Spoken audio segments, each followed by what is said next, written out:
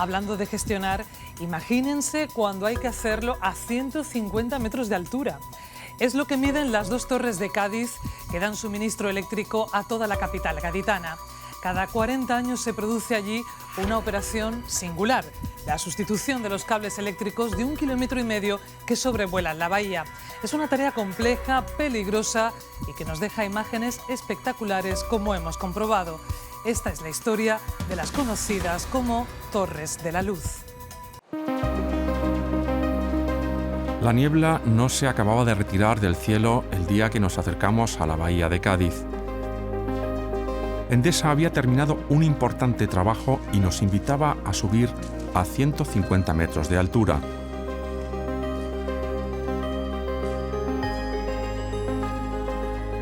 El viento no llegaba a los 20 km por hora, velocidad límite de seguridad para emprender esta inusitada aventura, la de conquistar un cielo que seguía empeñado en negarnos la vista completa de estos dos colosos desde abajo.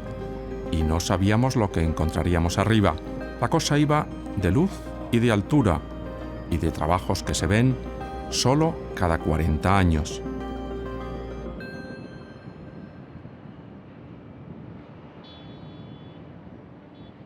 Alberto Toscano, ingeniero, diseñó las torres del Estrecho de Messina inauguradas en 1956, y poco después este mismo ingeniero diseñaría las Torres de Cádiz, inspirado en estas y con la técnica de Eiffel.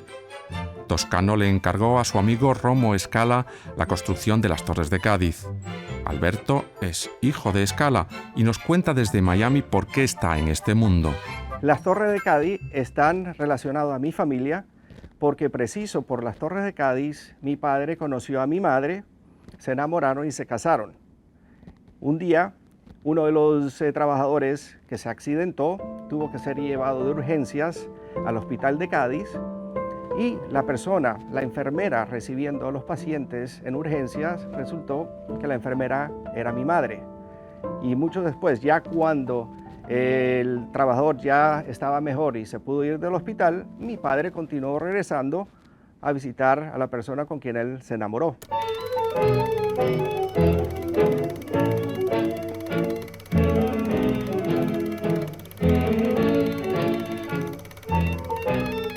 3 años se tomó la obra de estas torres hasta que se inauguraron en 1961, una en Puntales, en Cádiz, y la otra en Matagorda, en Puerto Real, separadas por algo más de 1,5 kilómetros de distancia. Soportan 2 líneas eléctricas de 132 kilovoltios que alimentan energéticamente a toda la ciudad andaluza. Despejada la niebla en la bahía de Cádiz, podemos ya atisbar dónde estamos. Estas torres se proyectan en los años 50 del siglo pasado, con la idea de poder unir la central térmica que se estaba construyendo en Cádiz con el resto de la infraestructura eléctrica de la península, ¿no? Y para ello tenían que salvar la bahía, y ese era el gran reto que tenían por delante. Y la manera de hacerlo tenía que ser de tal forma que no impidieran el paso de buques por medio de ella, ¿no? Y de ahí que se diseñaran unas torres de una altura muy considerable, 150 metros cada una de ellas, que en su época pues, fueron las torres más altas que había en el mundo para unir infraestructura eléctrica de este tipo. Sabemos dónde estamos, pero ¿por qué estamos aquí? Cada 30 o 40 años tienen que subir aquí los operarios de Endesa para cambiar los cables que unen esta torre, la de Matagorda, con la de Puntales, en la bahía de Cádiz. Es un trabajo muy peculiar que no hacíamos desde hacía 40 años y que por la dificultad que entrañaba nos ha llevado casi un año de preparación el poder planificar y estructurar todos los trabajos que hemos conseguido realizar en menos de 30 días, un tiempo la verdad que bastante corto para las dificultades de los trabajos que teníamos que enfrentar. Son 6 cables, 3 en cada parte de la cruceta. Se trata de un cable peculiar, largo, grueso, único. Es un cable que solo se usa en esta estructura y que tiene la necesidad de ser mucho más fuerte desde el punto de vista de la tensión. ¿Por qué? Porque tiene que aguantar este vano que llamamos, que es la distancia que hay entre torres, ¿no? Esto no es nada habitual, son más de 1.600 metros y para ello necesita un tense muy fuerte, ¿no? ¿Cómo se consigue? Pues se consigue introduciendo dentro del cable de aluminio, que es el material con el que se conducen los electrones, introduciendo lo que se llaman almas de acero, ¿no? El acero es como el esqueleto que le da rigidez al cable y que consiguen estos tenses tan grandes que necesitábamos para esta infraestructura. José Antonio tiene también una historia familiar muy vinculada a estas torres. Mi padre sí estuvo varias veces e incluso participó colaborando en el tema del cambio del conductor en el año 81. Y yo personalmente aquí en la torre lo que he realizado es cambio de aislamiento.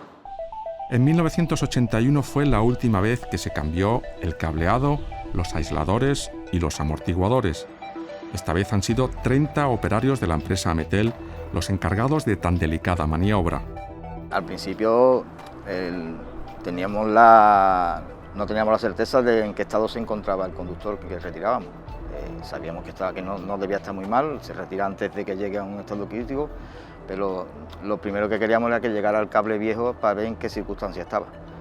Y la verdad es que estaba en mejores circunstancias de lo que esperábamos, estaba fuerte, no hemos tenido ningún tipo de problema, porque el problema hubiera sido que ese cable pudiera partir en algún momento.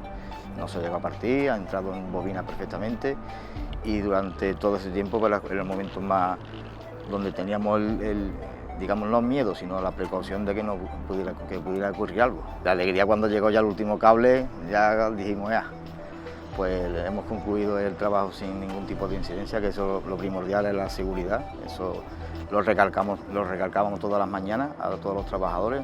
Todas las mañanas nos reuníamos a primera hora y inculcándole que la seguridad estaba por encima de todo. Esa era la otra gran pata, ¿no? La seguridad de las personas que trabajaban aquí, ¿no?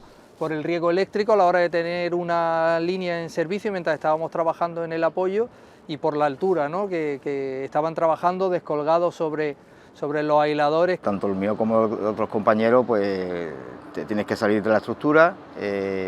Antiguamente no existían ni siquiera existían los arneses, simplemente se llevaba una especie de cinturón a la cintura y amarrar con la cuerda y poco más. Ya hoy en día la seguridad es muchísimo más grande, se trabaja ya con arneses, se trabaja con cuerdas y líneas de vida, pero en los años 60, 70 y 80 era completamente diferente a cómo se trabaja ahora. El vértigo prohibido para cualquier operario a estas alturas, la seguridad y la dificultad de subir por escaleras el equivalente a 50 pisos hacen de esta labor una aventura, o a lo mejor no tanto. Puede parecer una proeza que estemos aquí con una cámara de televisión a 150 metros de altura, en esta impresionante torre de Endesa, nada más lejos de la realidad. En el año 71, ¿quién estuvo aquí?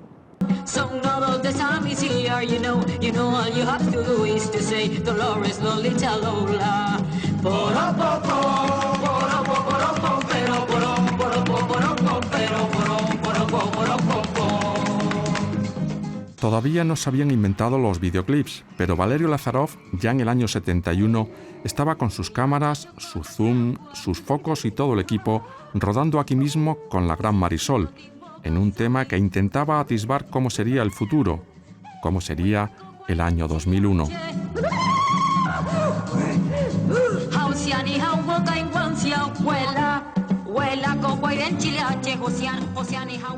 Esta gran operación ingenieril, con un presupuesto de 700.000 euros, se ha realizado sin cortar el suministro eléctrico a la ciudad de Cádiz en ningún momento. Sí ha tenido que cortarse el tráfico marítimo en determinadas horas, cuando el cable destensado casi rozaba el agua. Y se han cambiado también los aisladores, unas piezas de vidrio tan características de estas torres como desconocidas. Para ver cómo se hacen, hay que desplazarse a la cuna de la fabricación del cristal, a la granja de San Ildefonso, en Segovia. Allí se encuentra, frente por frente a la Real Fábrica de Cristales, hoy convertida en museo, la empresa multinacional francesa Berescence, dedicada a fabricar frascos de perfumes y aisladores de vidrio.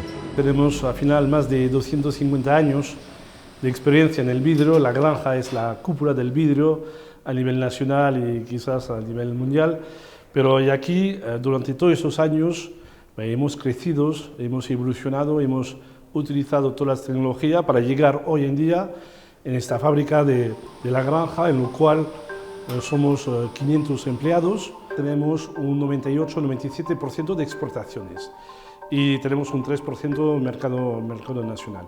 Este 98% hoy en día cubrimos casi la totalidad del territorio mundial.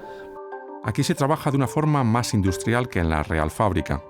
Llevo 34 años trabajando ya en esta empresa, siempre en el mundo de los aisladores. El mundo del aislador es bastante particular, tecnológicamente es un elemento complejo de diseñar, complejo de producir y con unos requisitos técnicos muy importantes. Pero la materia prima siempre es el sílice. Nosotros lo que hacemos es coger esa sílice fundida que es el vidrio, hacer gotas de vidrio, partes de vidrio, y con ellas formar un aislador que al final el fin del aislador es sujetar lo que vemos en una torre de alta tensión, sujetar el cable y aislar la torre de la propia corriente.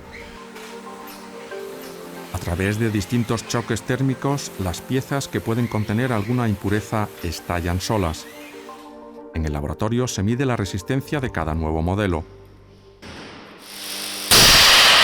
El sonido fuerte que escuchabais antes y que realmente es 1.200.000 voltios, literalmente es como si cayera un rayo dentro de la sala de alta tensión, ¿no? Realmente la sala evidentemente tiene una serie de protecciones puestas a tierra, un sistema de cierre de puertas, pértigas, para proteger y prevenir cualquier tipo de accidente dentro del laboratorio. Concretamente, el aislador que se ha utilizado para la línea de la Bahía de Cádiz es un aislador que soporta 240 kilonewton. Si lo traducimos a toneladas, que eso lo entendemos todo, pues 240 kilonewton equivale a 24 toneladas. Pero luego tenemos la función eléctrica, claro, que es la principal del aislador. Tiene que aislar eléctricamente un cable de alta tensión. Concretamente la de la línea de Bahía de Cádiz es una línea de 132.000 voltios. Entonces digamos que un aislador suele soportar, en este caso, entre los 20.000 voltios por cada aislador. Entonces, claro, eso hace complejo tanto su diseño como la producción, ¿no? Que se adapte a esa función y que soporte una vida útil en torno mínimo de 50 años. Como Alberto, el hijo del ingeniero italiano, como José Antonio, hijo de un técnico que estuvo aquí hace 40 años, también en la granja el trabajo con la alta tensión y sus accesorios tienen una corriente familiar. Aquí la primera persona que trabajó relacionado con el vidrio fue mi abuelo, los años ya 40 del siglo pasado. Entró en lo que es ahora el Museo del Vidrio, la Real Fábrica de Vidrio. Ahí es donde se comenzó en la granja la fabricación de vidrio, a nivel industrial más moderno, digamos. Obviamente la elaboración de vidrio viene de muchos siglos atrás. Y ahí se elaboraban, es cuando empezaron a hacer el tema de los aisladores eléctricos y se hacía lana de vidrio, que es la fibra de vidrio, que nos entendamos. Luego entró mi padre ya en los años 70 o 60 y algo, 65 por ahí, y yo en el 2000. Distintas generaciones han pasado desde el año 61 por estas torres. Su mantenimiento, el cambio de cableado, la fabricación y el cambio de aisladores se seguirán haciendo cada 40 años. Y ahí estarán las torres, abrazando y acunando la luz de la bahía.